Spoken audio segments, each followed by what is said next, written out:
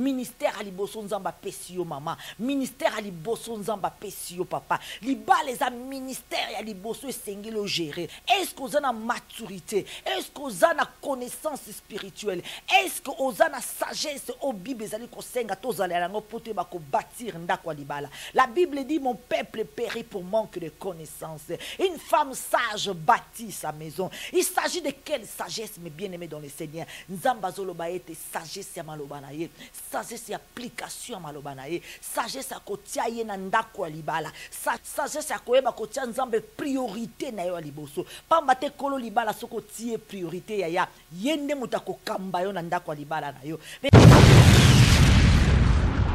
Bien-aimé dans le Seigneur, moi na oba bengi fils prodigue ke in héritage na ya ke ko baby se yango na ndako bandumba na kati na masanga na kati na ambiance ya. Mais bien-aimé dans le Seigneur, akanisa ki était ezala ki capable ya ko gérer héritage. Akanisa ki était ezala ki capable ya ko gérer héritage. Ndenge yo kanisa ki était ko kota na ndako libala naza capable ya ko gérer ndako na nga libala. Naza capable ko sala face contre mikakatano. Naza capable ko sala face contre ba démon ya libala qui va être porte en dakonanga ya tant que une nzambo tie na 3e position, tie na 5e position, tie na 10e position ya ils a passé pour ba ko bâtir ndako libala na yo.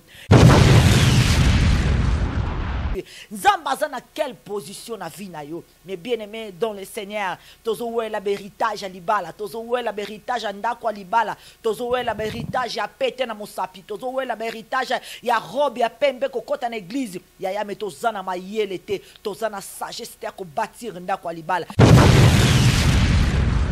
Une femme remplie de la sagesse, une femme remplie de l'intelligence divine, une femme remplie de la connaissance de la parole de Dieu, une femme qui craint Dieu, une femme qui dégage la beauté de l'éternel. Yaya ezalaka passe pour mon bali a changé, moi ça l'olengi wana. Yaya da bouton de na lingo zala une femme battante. Na bouton de na lingo zala moi si oba bengi la femme sage que bâti. Kolingate histoire au sali na mobali na yo mutalibanda aya ko baby sango aya ko longolo na bopete nyoso. Mais bien aimé dans le Seigneur, il faut savoir marquer le cœur de ton mari. Yaya moi salibala yeba ko marquer motema mobali na yeba ko marquer motema mobali na ba acte, yeba ko marquer motema mobali na ba agissement, yeba ko marquer motema mobali na avec la sagesse divine. Mais bien aimé dans le Seigneur, et c'est là batango mosusu nemia ko ya ko beta porte ya ndako libala na pour alingi o réagir autrement, alingi te ozala emporté par tes émotions, alingi te o sala likambo pote ko pesa ennemi raison ko batala. Oh moi si o yango yo lingo garder, mais bien aimé dans le Seigneur. C'est ça. Ennemi ayaka ko tumbola, ayaka ko bebisa, ayaka ko finga, ayaka ko sala bakambonyoso pote yo ozala emporter na ba émotion. Okomona te moi ça libana zo tindela ba message, moi ça libana zo lakisa ke c'est moi qui a ton mari. Moi ça libana zo sala tout ba information nyonso o ya sala kana mobali na yo e komela yo moi ça ndago pona nini? Parce que alingi a touché yo, parce que alingi a emporté yo na ba émotion, parce que alingi te émotion ya colère, ya jalousie ezo place. Pas matin tant oza emporté na ba émotion ou ko réagir selon la chair. Et quand tu réagis selon la chair, il y a plus de la sagesse de la parole de Dieu. Il y a plus la femme qui bâtit.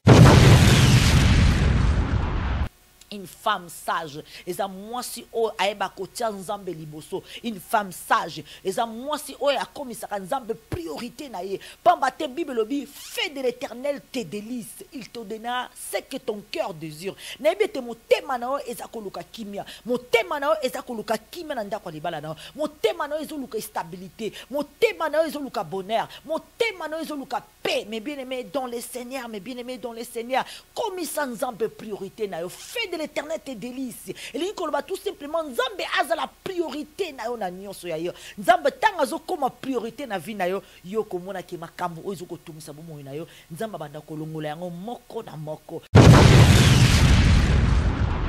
Aujourd'hui, beaucoup de femmes baza ko souffrir na ndaka mabala. Mais tant ko benga yakata na kat na prière, yakata ko sa elanzambe, yakata ko embela nzambe, yaka ko simba mosala nzambe. Okomona mutu wana lingi ko sentir makambo nzambe te. Alingi ata ko poussa na kat na lingomba te. Alingi ata prière te. Alingi ata basi ba ya côté a été mais bien aimé dans le Seigneur. Comment tu veux gagner ton combat?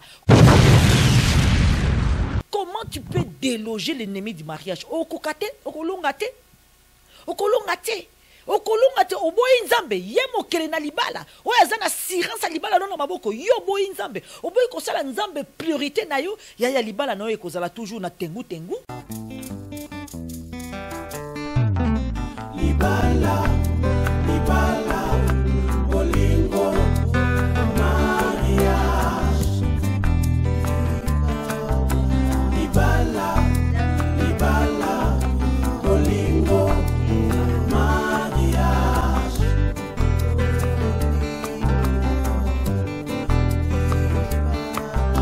Libala, libala, bolingo, mariage.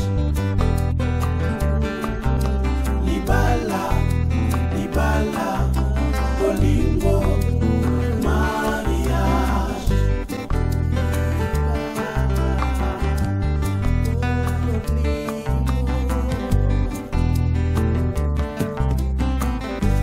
Chemin de l'Éternel, Mimicha da Silva, 1 + 1 = 1. Na pesi matondo epai ya nkolo Yesu, na masoyo salelinga ye, esengo na motema ye, pesinga moto malonga ye.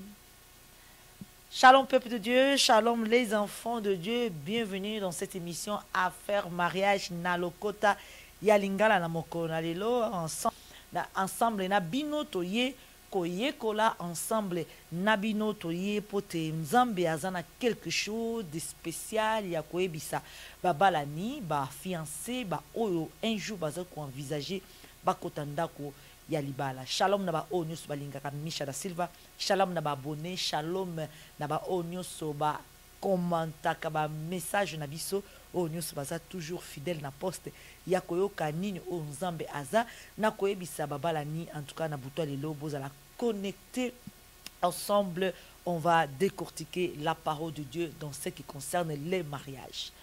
Mais bien aimé dans le Seigneur, lelo likambo ya sagesse, likambo ya mayele nanda kwa libala, ya mayele pona ko bâtir un foyer heureux.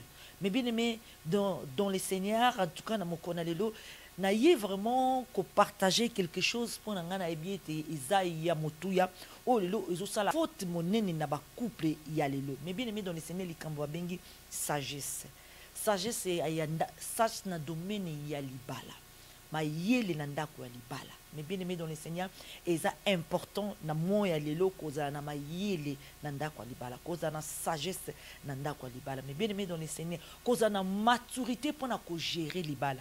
Libala ba bengi yango institution divine, ba bengi yango eza ministère ya liboso o nzamba pesi papa na mama, pamba te na kati na libala bana bakubima. Mais bien aimé dans le Seigneur, na eloko mona ebisaka batu na kati na mission diable a comprendre que pona abebisa société et sengeli abanda na libala, pamba te société e bandi na libala. Ce qui diable aye ko bebisa libala, ce qui diable alongi libala yebete alongi pe société. La vision de l'ennemi, l'ennemi a compris pour détruire une société et sengeli abandana ndako libala. Yango lelo na buta lelo toye koloba likambo ya mayele ya sagesse ya kozana na bongo, ya kozala na mayele, ya kozana maturité spirituelle pour na koyeba ko gérer ndako libala.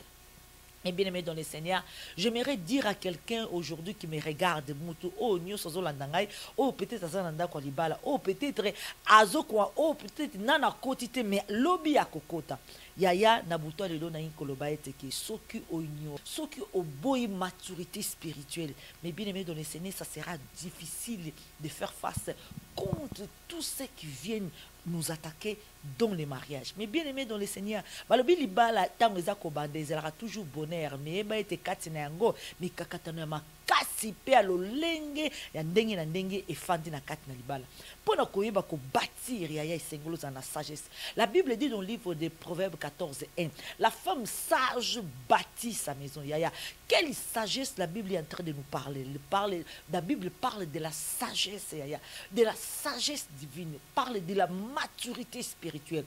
La femme sage bâtit sa maison. Yaya, faut la sage pour bâtir ndako libala. Moi si la sage pour bâtir ndako libala. Na buto lelo maman Mimisha yaka toujours ko benda matoi na basi ya libala libala ba couple ya bino ba oboza ko bâtir libala na bino po bâtir na kati na libala ezali bana ba kobima ya c'est tout un ministère libala eza ministère mobimba o nzamba pesi mwasi na mobali ya soki mwasi na mobali ba yebi ko bâtir ministère o ba bengi libala bana o ba kobima na kati na libala wana ba ozala bénédiction. Et aujourd'hui j'aimerais parler de cette maturité, de cette sagesse na ndako libala et c'est très important na yo mutozo la ngai na peut-être ta mususu kutani na mikakatano oza lié na ba problème oza kolela oza na ba situation pour na yo ezo rendre la vie difficile yaya ezaka na maturité spirituelle nde koyeba kolonga nde koyeba ko bâtir nde koyeba ko chasser ennemi au le Seigneur oza ko rendre la vie difficile.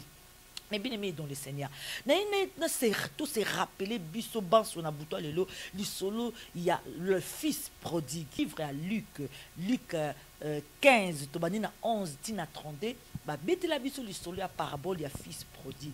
Ba le fils prodigue azalaki mwana ya papa moko riche, papa yango azalaki na bana mibale. Alors ba lobi était mwana ya mibale amona qui était en tout cas na zui mayele ya kokoka. Je suis rempli de maturité, je suis rempli de la sagesse, alors je suis capable de gérer mon héritage. Bien aimé dans le Seigneur, il y a solo été ba lobi na kati na Biblia ya mwana wana ya mibale amona qui était ke mayele koka qui est azalaki na capacité à gérer héritage na ye asengi héritage pa ya papa pour te akoka ko vivre yemoko. Mais bien aimé dans le Seigneur, la Bible nous dit que mwana mobali oyo azwa ki héritage na ye, le père l'a donné son héritage, papa pesi héritage alobi kende azu héritage a ke mi bib sika kende la ki. Mais bien aimé dans le Seigneur, ya kanisa ki était azwa ki mayele azalaki suffisant mature pour te akoka ko gérer héritage. Mais bien aimé na butole na ko yebisa te yeba ete libala o ozana yango eza lokola héritage nzamba pesio. Yeba ete libala o ozana yango eza lokola héritage nzamba pesio. Pamba te na kati na libala wana bana bakobima o bazali ba héritage na bino ya lobi. Mais bien aimé dans le Seigneur, libala eza héritage. Lelo oyo mingi bazali kosenga héritage, mingi bazali kosenga nazo libala nzambe, mingi bazali kokota ba jeûne prière, mingi bazali kokota ba retraite pour te nzambe ay ba kopesa bango ba bengi libala. Mais est-ce que vous êtes capable, est-ce que vous avez une maturité suffisante pour nous gérer héritage wana? C'est ça qui nous arrive aujourd'hui. Tous appréciés à kokota banda kwa mabala. Pressé. Tous appréciés à kouele la héritage, mais bien aimé dans le Seigneur. Tous appréciés à kouele la. Parce que tous comme moi na été que tous capable. Il y a que gérer héritage. Mais bien aimé dans le Seigneur. Balobi moi na oh le fils prodigue.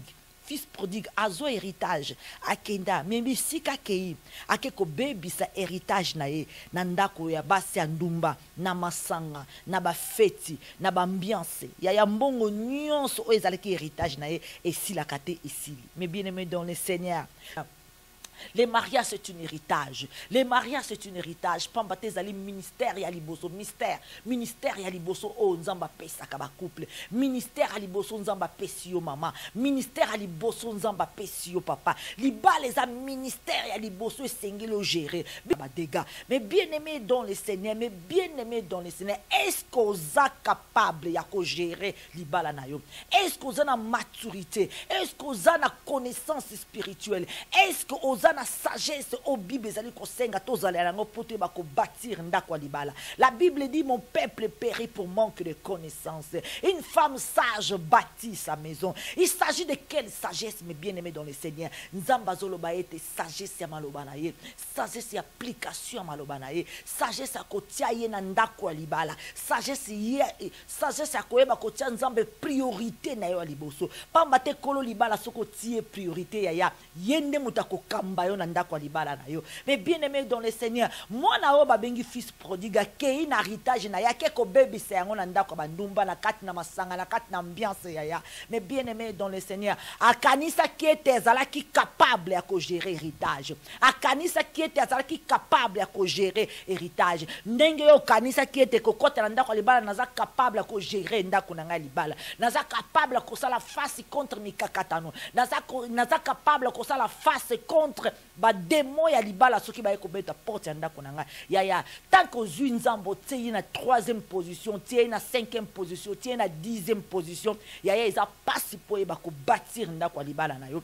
Eza passe po e ba ko gérer héritage nzamba pesion. Eza passe po e ba ko gérer héritage. Okoya ko kuta malokola mwana oya kendaki na héritage na ye, mais ayeba eko silisa yango pe passe ye lié a comité na kolia na fulu. Mais bien aimé dans le Seigneur, combien ba oyo lelo ba kotanda kwa libala na minitio ndo tozolo ba koma kolia na fulu, ba koma kolia na fulu. Mais bien aimé dans le Seigneur, kolia na fulu ezali tout simplement ba oyo lelo ba kota na kati na ba dépression. Kolia na fulu ezali tout simplement ba oyo ba zwa ba kuya ndenge na ndenge infidélité lelo ba koma ba lesbienne. Kolia na fulu ni koloba moto nyonso oyo lelo mi pesi na via alcool pamba te ba déception ezu place na motema na ye, ami pesi na alcool, ami pesi na débauche. Alobi ete ngai baboto langa libala, ngai mwasi belelo na kokoma moko oya kobebisa mabala ya bato. Ya wana nde okomi kolia na fulu.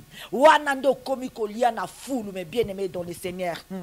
Alléluia. Alléluia. Na lingi ete mwasi moko azozwa message alléluia ya. Zala prêt à recevoir de la part de Dieu la sagesse, la connaissance spirituelle pour bâtir ton foyer. Zambaza na quelle position na vie na yo. Mais bien aimé dans le Seigneur, tozo we la héritage à libala, tozo we la héritage à ndako à libala, tozo we la héritage ya pete na mosapi, tozo we la héritage ya robe ya pembe kokota na église. Ya me tozana mayelete, tozana sagesse te ko bâtir ndako à libala. Une femme remplie de la sagesse, une femme remplie de l'intelligence divine, une femme remplie de la connaissance de la parole de Dieu, une femme qui craint Dieu, une femme qui dégage la beauté de l'éternel. Yaya ezalaka passe pour mon bali a changé moi ça lolengi wana. Ezalaka passe pour mon bali akoka kolongola moi ça lolengi bongo atia deuxième. Mais bien aimé dans le Seigneur, souvent au monde mon bali pour le azwa décision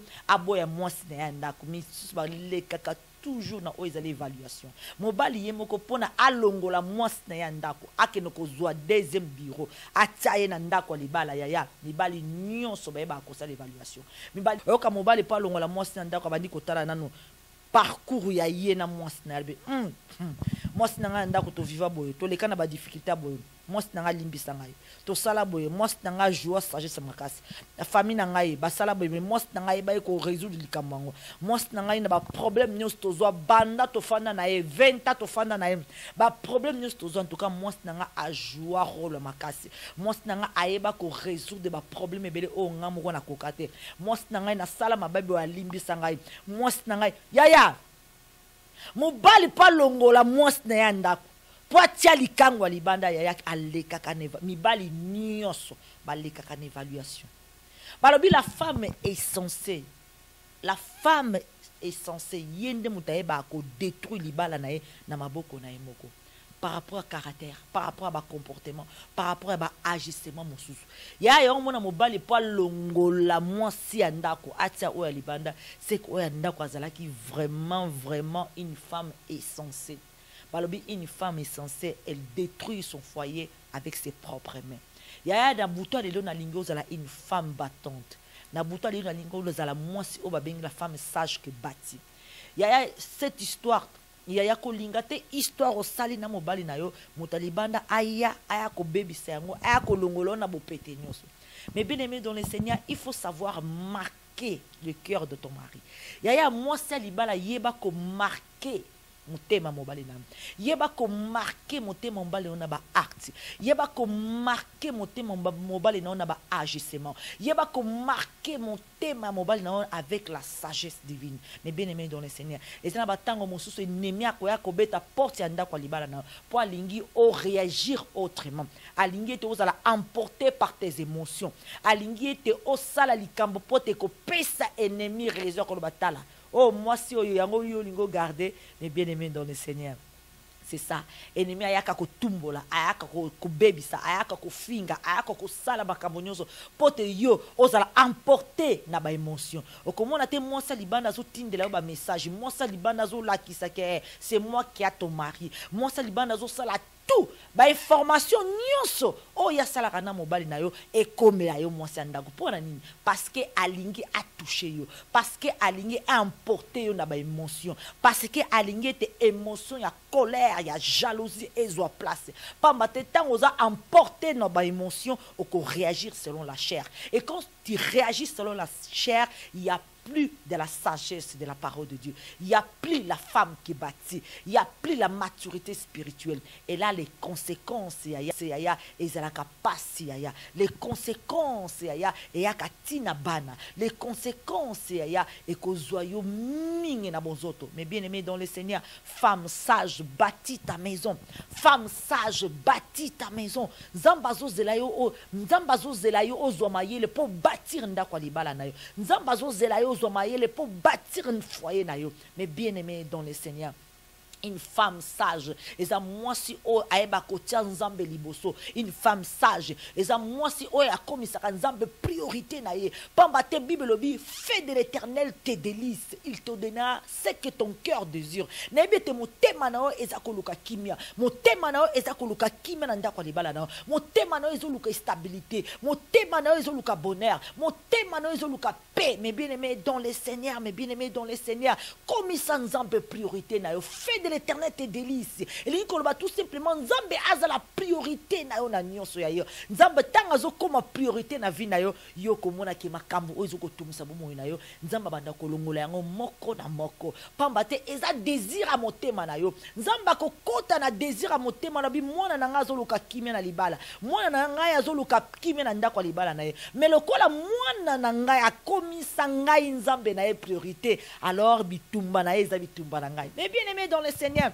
ngami misha no lobaka la tombela loboko na ngala bi musalo ngana saila nzambe yango ebundela kanga na ndako libala na bi mwa makangu moko te chiza moko te ato lekinga na beauté physique, ato lekinga na nzoto, ato lekinga na ba qualité o mobala lingaka yaya mokolo moko to kokundula ngana ndako libala huyo mokolo moko to kokondola mobali na ngana ndako libala pamba te Dieu l'Éternel des armées o pesa libala za priorité na ngai avant mon mari.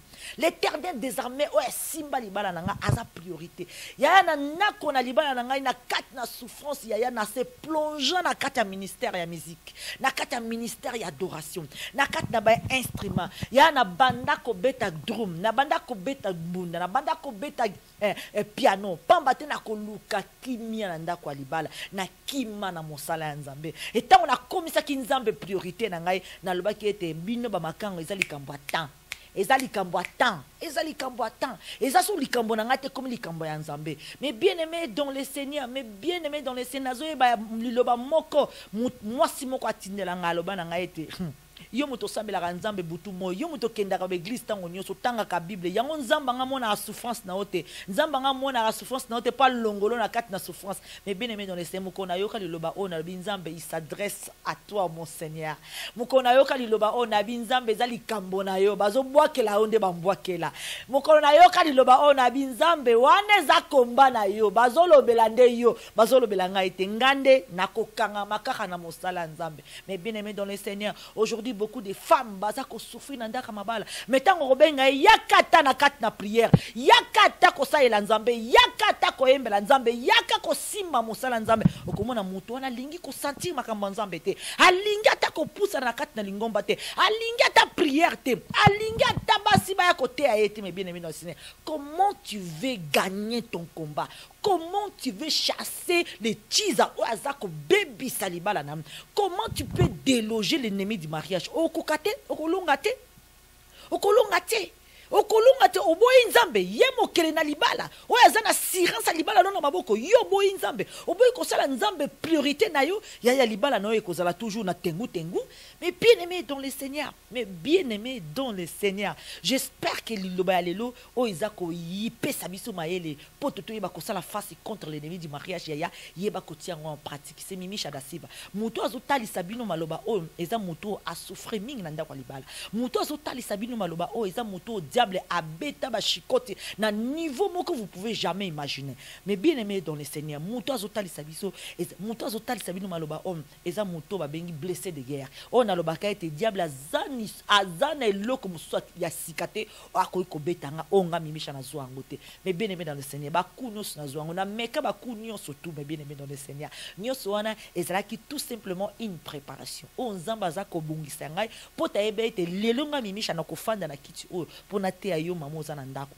bayebaki ete esengeli nga Mimisha naleka na nzela wana po lelo nafanda awa nateya mama Marie po lelo nafanda awa nateya mama Mireille po lelo nafanda awa nateya mama Karine po lelo nafanda awa nateya mama Brigitte po lelo nafanda awa nateya mama Caroline ya solo wana bamama oyo nyonso balandaka nga partout dans le monde nazoyeba ete na kati na bonzambe eza na eloko moko te yaya eza na eloko moko te ekoki koleka bino na makasi na kati na bonzambe eza na eloko moko te ekoki kolonga bino. Mais bien aimé dans le Seigneur eza na eloko moko te pamba te bozana moto oyo alonga balobi c'est lui qui vit avec le Seigneur, c'est lui qui est avec Dieu, c'est lui qui combat au nom de Jésus-Christ, ne combat pas pour avoir la victoire, il est déjà dans la victoire. Ezali kambo tant ya bao nyos bazo sala lelo combat na libala na bao nyos bazo sala lelo face contre ton mariage bakotika la échec. Le Seigneur est avec toi. Nzamba pambola bino Mimisha da Silva. Tokutana mbala simana lokota lingala na 4 émissions Affaire mariage. Que Dieu vous bénisse.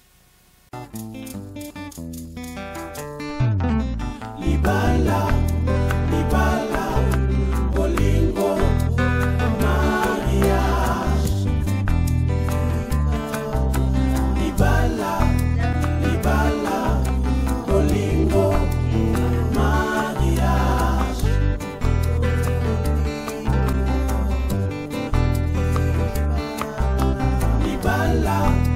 Libala, bolingo, mariage. Libala, bolingo, mariage.